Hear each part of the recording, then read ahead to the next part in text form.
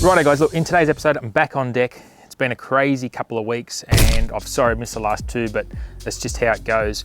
Unfortunately, the front lawn project has been a complete washout and I'll show you that in a minute. I now am totally convinced that it's cursed.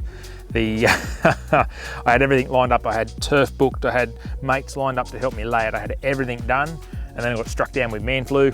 And for those of you who've had man flu, you know it's a real thing.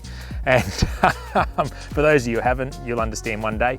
And then I recovered from that pretty quickly, but the fatigue was absolutely nuts. All I'd do was sleep all day and I just had no motivation to do anything at all. So sort of feeling back on deck now and ready to go. Adding to that, we've actually had nothing but rain, in fact flooding rains. The township flooded, creeks came up, rivers came up, roads got cut, and I think also the turf farm got flooded. So clearly cursed, clearly not meant to happen. We're very much on the edge of Christmas now, so look, it's time to, I guess, reassess this in the new year. It's not what I wanted, but what can you do?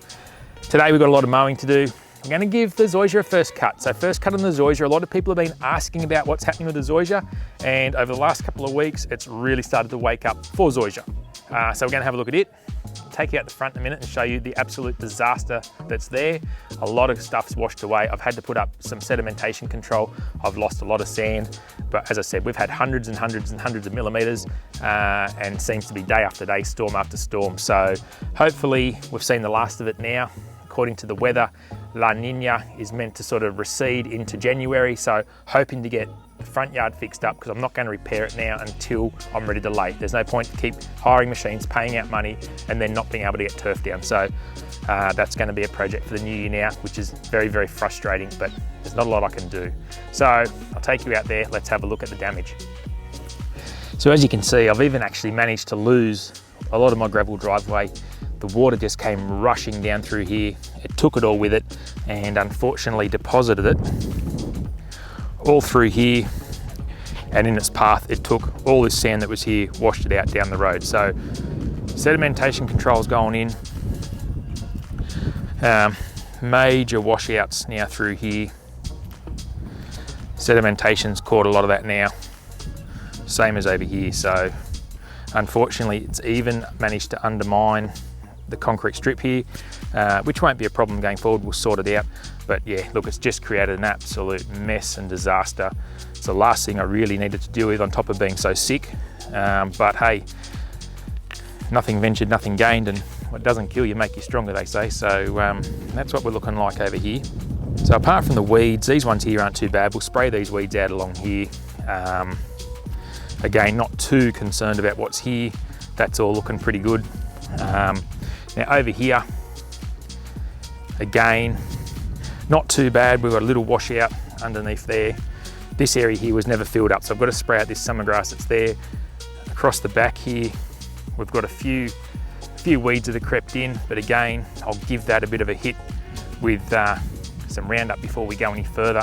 But all in all, look, not too bad, I guess. The sedimentation's done its job, or sedimentation control. Over here, we did get a little bit more wash out up the top there near the car. So yeah, look, it's been just one of those things and there's not a lot we can do. So that's what's been happening out here. Okay, so the old putting green is really starting to colour up nicely now. You remember from the last episode, which was a couple of weeks ago, the first cut was really, really savage. So been trying to mow it every day, every second day, just to get it used to the regular mowing again. The last couple of days I haven't been able to get out here and mow because I've been away working. So going to give it a cut now, see how much we get off it. It's been a few days. And once again, like the front lawn, it's now time to get some PGR down on this. So probably look at doing that in the next day or two. So we'll get the mower out, we'll give it a bit of a trim and see how much grass we get off it, see what it looks like when it's done.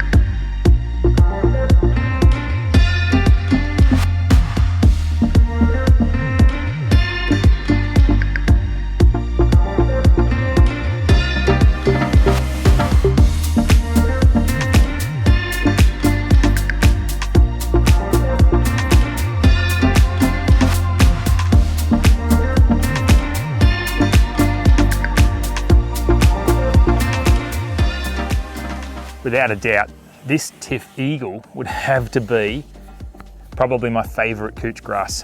Look, it's just absolutely amazing at this really short height. A little bit of scalping in the corner, but that's more because of the change in height there when it goes to the Tiff Dwarf. I've made the decision now that I'm actually going to kill out the Tiff Dwarf. I'm going to keep a couple of plugs as nursery plugs in some pots. I'm going to allow this to fill in down here, so I'm going to kill all this out after Christmas and plug all of this out here.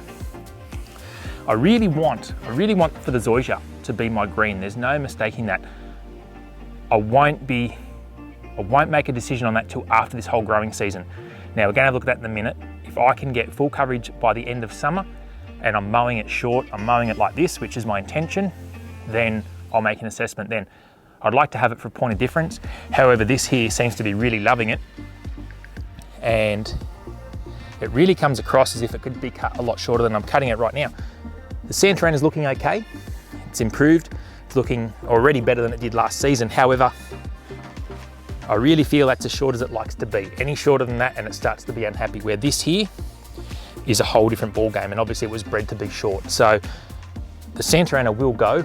It will be replaced with either Tiff Eagle or my miniature dwarf Zoysia.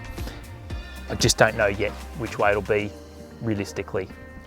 Okay, so back in March earlier this year, this is when I planted these out in little cores. I used the Pro Plugger, I plugged them out, and I covered them in sand. Now, I made it quite clear at the time that I didn't have any past Zoysia experience at all, and this was going to be a learning experience for me, and would see how we'd go. Anyway, it was really interesting because all through winter, although it didn't do a great deal, it didn't lose any colour at all. Now, that surprised me a lot, and I was always prepped to know this was slow grass, but in the last few weeks, it's really now starting to fill in. Now, I'd like to think once we get a few more warm days coming through, this is going to speed up, and it's fairly typical as we go along here. So the whole lot is starting to move and run and do its thing. So I feel now that it's actually time for these tufty bits, which were originally buried. These were planted underground, so they've come up.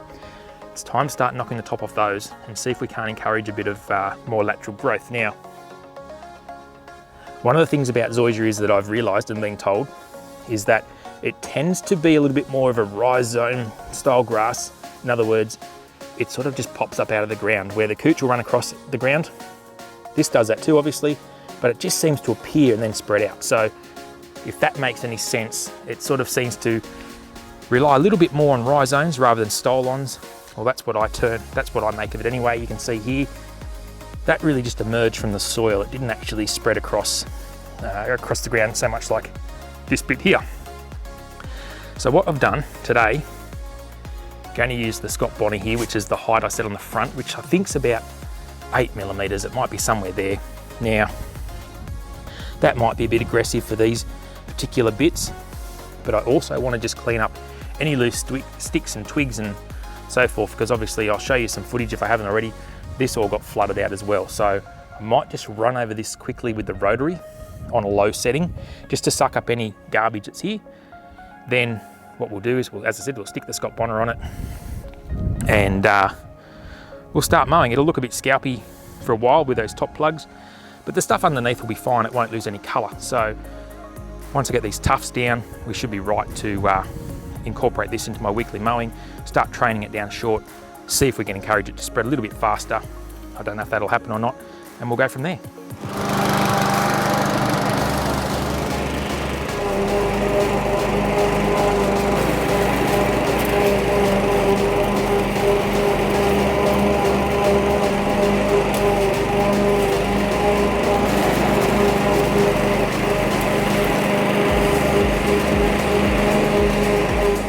So I probably wasn't actually expecting to see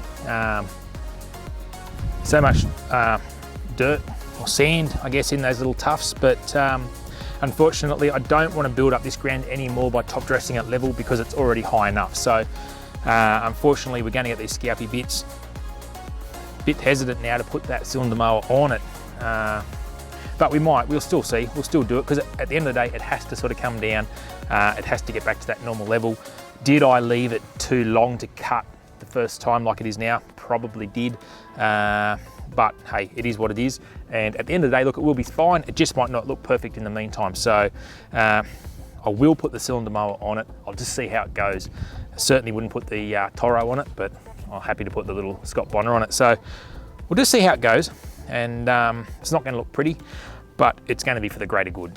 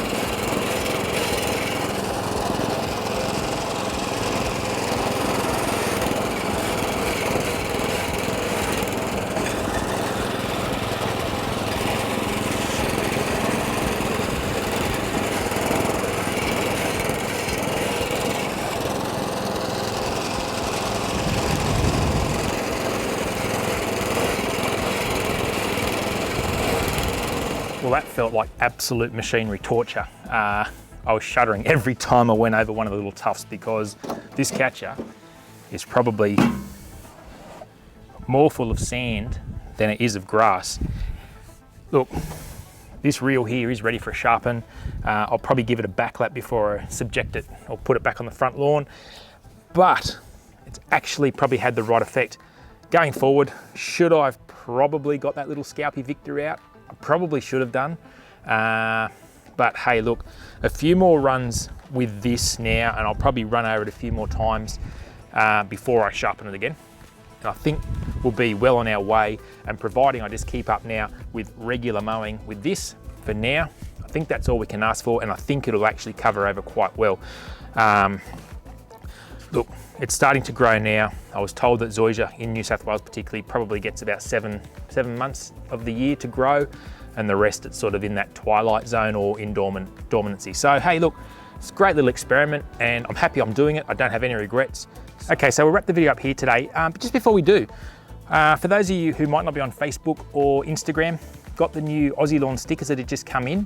Now, if you chase any of those, they're $2 each, and before Christmas, so for the rest of this year, I think it is, I can do the Christmas card postage price of 65 cents for postage. So if you're interested in one of those, send me an email. I'll put the email address at the bottom of the page, or hit me up on Facebook or Instagram. Happy to send you guys one of those. And a special shout out to Vincent from the Happy Amateur. He sent me one of his little stickers, so going to stick it on the greens mower here.